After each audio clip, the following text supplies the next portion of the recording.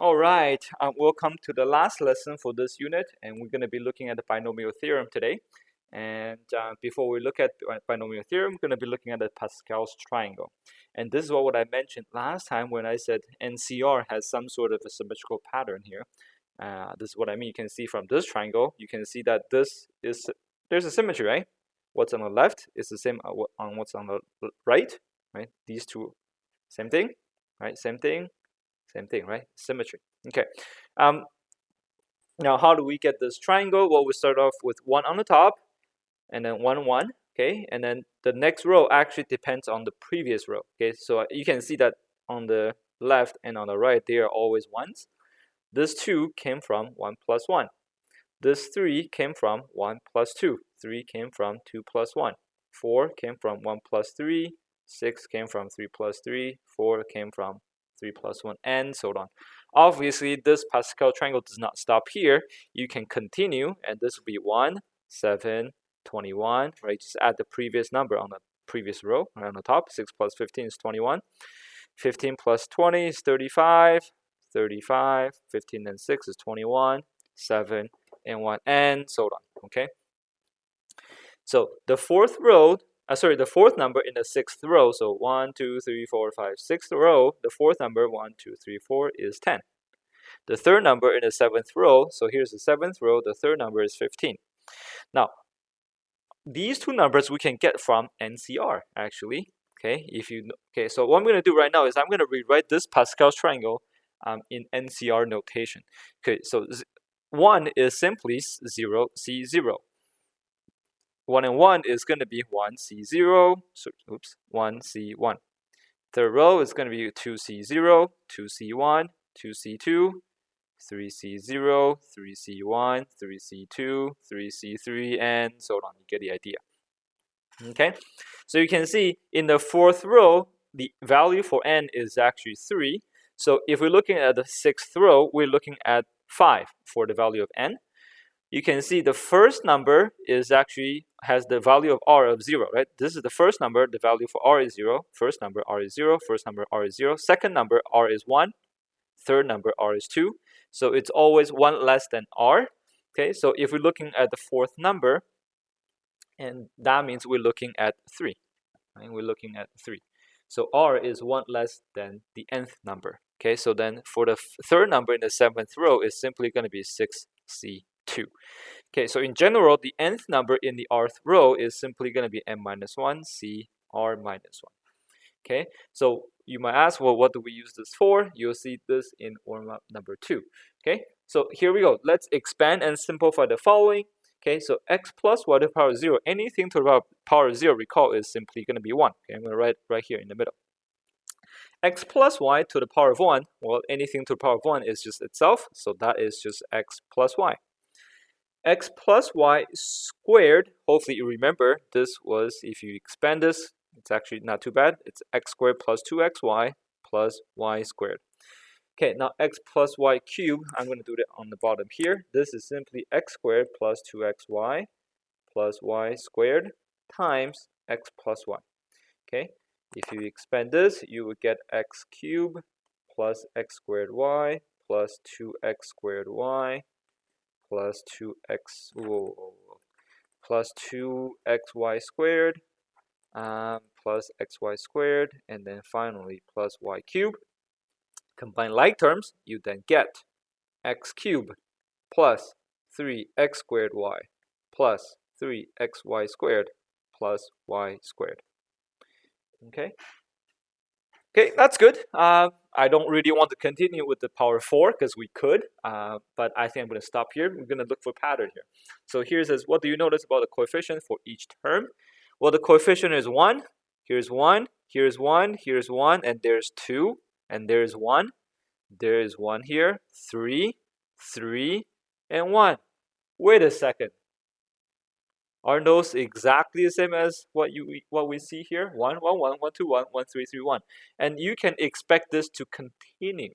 Okay, you can expect this to continue. The next one is going to be 1, 4, 6, 4, 1 for the coefficient. Okay, so they follow Pascal's triangle. I should capitalize it. Pascal's triangle. Okay, so this actually leads us to what we call the binomial theorem. Okay, so x plus y to the power of n, when we expand this, why do we call this binomial theorem? Because we're expanding a binomial, right? X plus y.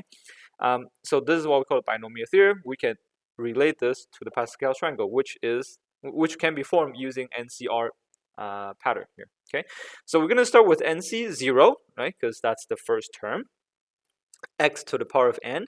Then notice there's no y term, right? Because I mean there is. It's y to the power of 0, and it's just going to be 1. The next one is going to be NC1, so you increase the value of r by 1, and you're going to decrease the exponent for x by 1, and you're going to increase the y exponent by 1.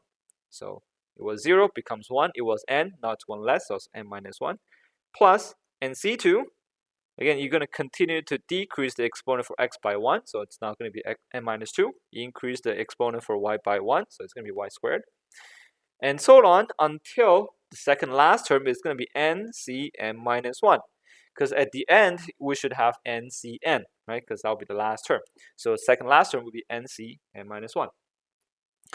And for the exponent for x, it's going to be, second last term is going to be just 1, because we have 1x left. And for the last term, there's no more x terms, right? And for the y, it's going to be n minus 1. Notice how they just flip, right? This 1, n minus 1, this is n minus 1, and then 1. And the last one is also going to be flipped, NCn, there's no more x, and for y, it's just going to be to the power of n. This is the binomial theorem.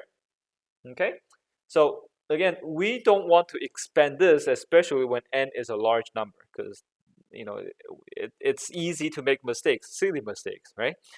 It's not hard, but it's also tedious. So a binomial theorem is nice for us to expand without actually needing us to expand.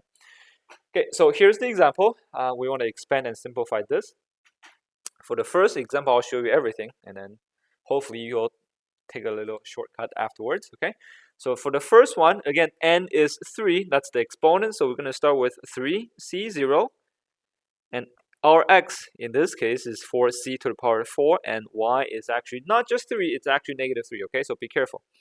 4c to the power of 4 to the power of 3, plus 3c1, 4c to the power of 4 squared. Notice I'm decreasing the exponent by 1. And for the y term, the exponent increased by 1. And continue, 3c2. This is going to be 4c to the power of 4 cube, negative 3 squared. Oh, sorry, not cube anymore. It's going to be 1. Right? We decreased by 1. I added by 1 there by accident. Plus 3c3. There's no more 4c to the power of 4 because it's going to be to the power of 0, which it's going to turn into 1, so I'm not going to write that down. Okay, now I can evaluate this. 3c0 is 1. 4 to the power of 3 is 64. C to the 4 to the 3 is 12. Plus 3c1 is 3. 4 squared is 16. And then this is going to be c to the power of 8. Negative 3 to the power of 1 is negative 3. Plus 3c2 is still 3. 4c to the power of 4 to the power of 1 is not going to change. Negative 3 squared is 9. Finally, 3c3 is 1. Negative 3 cubed is negative 27. Okay, now we can, again, simplify this. You should get 64c to the 12 minus 3 times 16 times negative 3 is negative 144. C to the 8 plus 3 times 4 is 12. 12 times 9 is 108. C to the power of 4. Finally, minus 27. Okay, so this will be the expansion. Again, it looks long, but really, you don't really need to show this step, right? Because once you have this, you can just put it into calculator and then you'll get that. Okay, here's your practice question. Good luck. Okay, hopefully this is what you get, and hopefully I didn't make any mistakes, because you know me by now, right? I do make mistakes. Hopefully I didn't this time. This is hopefully what you get as well. Yeah, it's not that bad, right?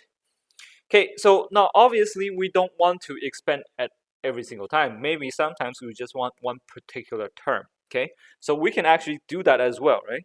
We can actually formalize it.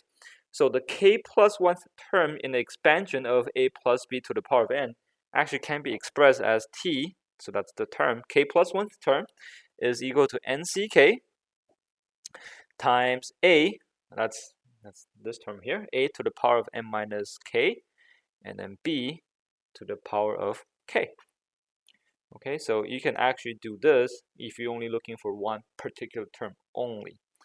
Okay, so here we go. Let's look at some example here. Determine the fifth term in the expansion of x plus 3 to the power of 7. So we're looking at t of 4 plus 1, right? Fifth term. So n is the exponent, which is 7.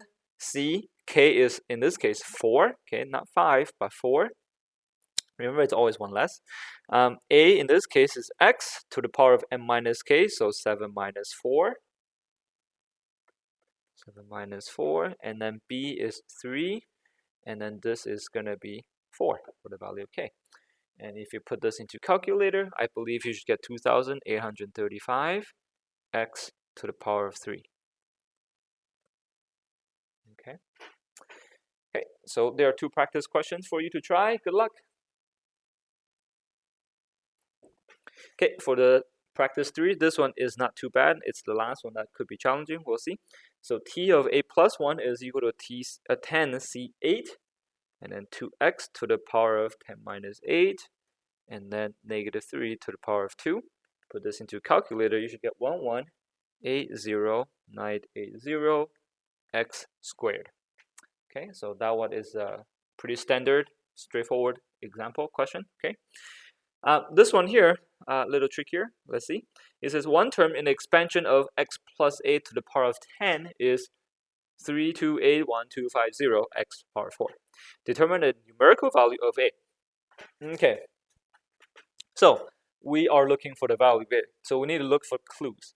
Okay, the clue that I see here is that at the end of the day, I will get x to the power of 4. So I'm looking for t. What do you think? Well, we know that n minus k, that's the exponent for the x term, should equal to 4. And I do know that n, which is our exponent, is 10. So I can solve for k by plugging 10 into n and solve for k. Well, 10 minus k is 4, therefore k must be 6. So we're actually looking for t 6 plus 1. We're looking for the 7th term. Okay, so this is going to be 10c6 x to the power of 10 minus 6, and then a to the power of 6.